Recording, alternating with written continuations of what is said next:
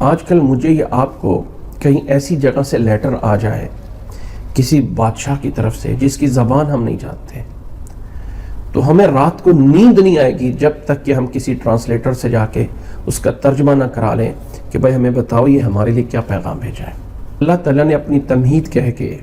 پھر ایک بات بتائی ہے کہ اے ایمان والو، اللہ نے اپنے رسول کو تمہاری طرف بھیجا ہے، ایمان دے، کتاب دے کے، علم اور حکمت دے کے۔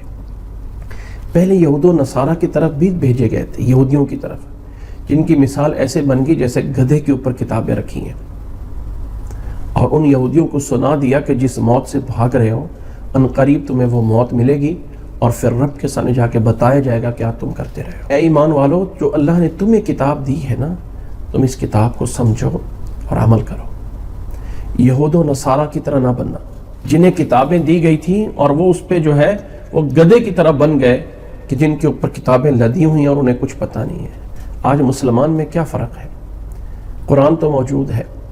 لیکن قرآن کا صرف اور صرف ادب احترام کرنے کے لیے 1 2 3 غلاف چڑھا کے اوپر سے اوپر رکھ دو، یہ کیا بس یہی کافی ہے؟ آج کل مجھے یا آپ کو کہیں ایسی جگہ سے لیٹر آ جائے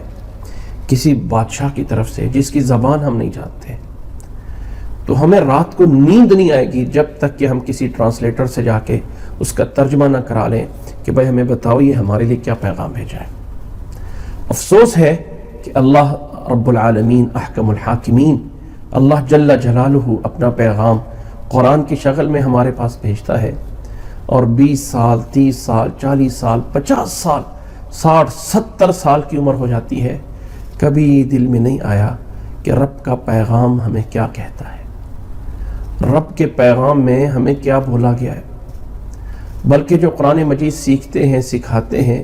انہیں جو ہے وہ برا بھلا کہہ دیا جاتا ہے، خود اس کی طرف نہیں توجہ ہوتی ہے۔ تو کیا ہم ان یہود سے تو نہیں آگے بڑھ گئے جن کے اوپر کتاب دی گئی جیسے گدھے کے اوپر کتابیں لدی ہوئی ہیں؟ تو کیا فرق ہے اس مسلمان میں اور اس یہودی میں؟ اس لیے اللہ کی اس کتاب کو سمجھیں، آگے سمجھائیں، لوگوں کو سمجھائیں کہ اللہ کا پیغام ہے، اللہ کے لیے اس کتاب کو پڑھیں اور سمجھیں۔